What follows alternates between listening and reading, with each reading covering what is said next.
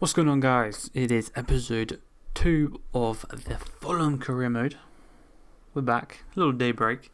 Just wanted to see how the first episode went down, and I think it went down pretty damn good. But coming into this one of the new intros that looks really, really, really cool. Right on the River Thames, Craven Cottage. Our first game at home this season against Manchester United. We're pretty interested in this game in real life. The penalty for United, was it a penalty? I don't really think it was. The passy push on Mount. But quickly, before we get into this season, the end of this episode is going to be deadline day. Last episode we showed the budget. We got about 14 million left. If you've got any players you want us to sign, let me know. We've got 2 scouts that need to be sent out. Name some countries. Let me know. As for this episode, we are kicking it off against Ruben's Reds at 3-4-3. Now, obviously, we're playing a narrow formation, so it'll be interesting to see how we kind of defend against the Mbemu and the Dallo on one side, and then obviously the Cunha and the Dorgu on the left-hand side. So far, Anthony Robertson's winning his headers. Rico Henry's not having too much to do. They're kind of prioritising that Mbemu side. As for ourselves, we're going to overload that midfield because we've only got 2 in there, Casemiro and Bruno. Old man Casemiro. Bruno, more of an attacking midfield, but he is a workhorse, so maybe not the easiest to break down because of that. But half an hour in, our first real chance. A great shot from Jimenez, an even better save by the new United keeper. If that was Onana, maybe that's going in. If that was Alte, maybe that's going in. Unfortunately for us, it's neither. It is their new boy. I don't even remember his name, but obviously in this game, Amaro's given no chance. Real life, I don't think he's played yet. But another chance is going to come our way. We're actually a pretty good counter-attacking side. He's passed, obviously, the Brighton game and this one. 2 teams that are better than us, really. You know, well, maybe not better, but the player for player, they're probably better than us. And we're going to be forced to counter-attack. And I think that's going to be a key theme this season, is how well we counter-attack. Because I think we are going to be against the Kosh, against the majority of teams in the Prem. I'd say, obviously, we are a mid-table quality team. So that means half the league is going to probably be better than us. And then we're going to be against the Kosh. It's that, simple maths. Mid-table team, half the table is better than you. But if we could pick up a few results here and there, obviously the aim I want to get is Conference League. Now, obviously, if we can get that through the Cup, well, that'd be brilliant. But a lovely finish from Rodrigo Muniz. Got 12 months left on his contract. So he is going to be one we're going to be negotiating with in the coming kind of weeks and months to try and re-sign him to a longer deal. It's going to be interesting. Do we want him to lock him down for a long term? Increase his value, sell him on. If he's good enough, he'll stay. Or is that kind of blocking the path of a potential new signing we can make? So maybe we only give him a 2 or 3 year deal. You got to make these tough decisions in manager career mode. And you can see, we are still creating chances.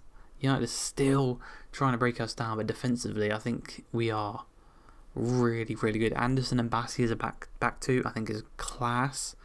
Robinson and not O'Reilly. Rico Lewis is a good wing back pairing. Anthony Robinson is probably one of the best left backs in the league. Maybe top 5, I'd say, just off the top of my head. I'm thinking Cucurella, Kirkes, Robinson, Lewis Skelly's not really playing this season, but he was good last season when he played. But as you can see, the clock is ticking down, and we are going to pick up our first scalp of this season. Ruben Amorim's Manchester United come to Craven Cottage, and they leave with no points. A top result for us in our second game of the season, our first game at home. I think that's a really, really good result, positive result. And that's 3 points from this one. That's 4 points so far this season.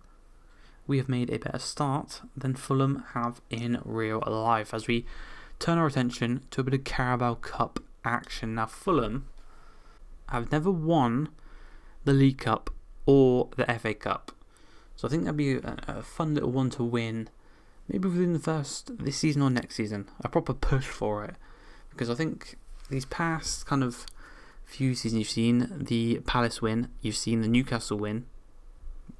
More and more underdogs are going to get into the final and winning the finals. So if we can chuck our name in the hat, I think it would be a really, really nice trophy to win, probably as our first trophy in this save. I think that'd be really, really cool. But you can see this squad, we've rotated quite heavily.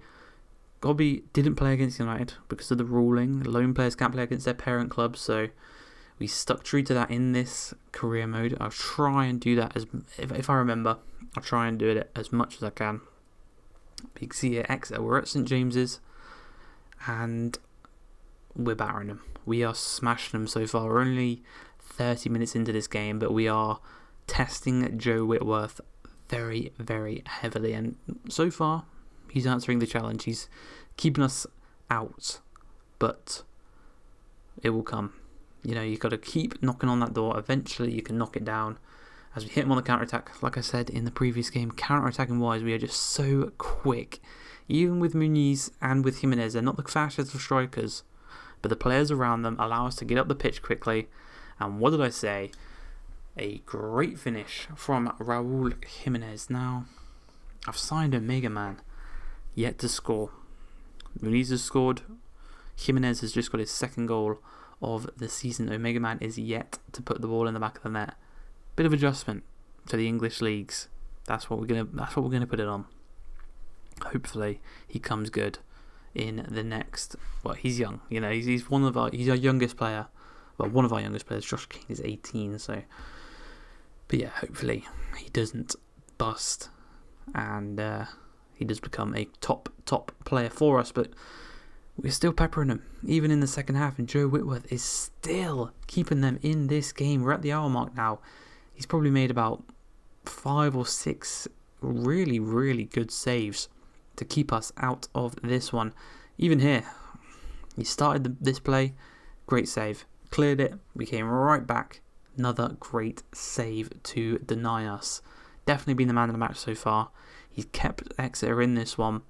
20 minutes to play. All it takes is a mistake at the back, a whipped cross in, flailing hands, and Exeter are right back in this one. So we do need to grab our second, and that is exactly what Jimenez goes and does for us, our veteran up top. And I think it was a Kobe Mino assist as well, so we'll take that as well. And now, that is us. Pretty much all but, we'll say, into the next round. A miracle would need to happen for Exeter to get back into this one, because they haven't really had the most chances, and there we go. The final nail in the coffin. An assist for Omega Man, a hat-trick for Raul Jimenez. We progress to the next round of the Carabao Cup. That's going to be in the next episode. We are going to play Barnsley in that one, so another nice little tie for us. Could be the beginning of a rather nice little cup run for us, should we beat Barnsley. But you can see there, 8 attempts for Raul Jimenez, 3 goals, he got the hat-trick.